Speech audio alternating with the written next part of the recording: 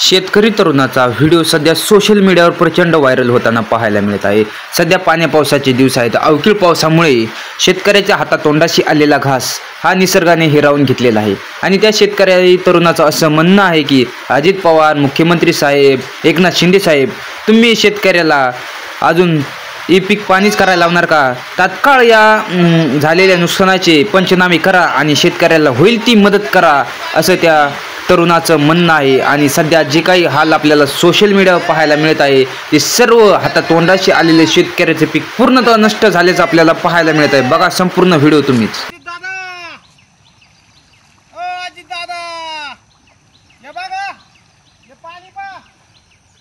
काय झालं? शेतकऱ्याचं वाटलं झालं अजित दादा, शिंदे साहेब, हे बघा, अरे काय वाटलंय शेतकऱ्याचं? कपाशी गेली, सोयाबीन गेली, कांदा गेला। फडणवीस साहेब, पीक विम्याचे ट्रिगर लागू करा, शेतकऱ्यांना न्याय द्या। फडणवीस साहेब, पाय पडतो तुमचा, बघा शेतकरी। फडणवीस साहेब, सोयाबीन, फडणवीस साहेब, अरे न्याय द्या शेतकऱ्याला, शेतकऱ्याचं वाटलं झालं। फडणवीस साहेब, शेतकऱ्यांना न्याय द्या।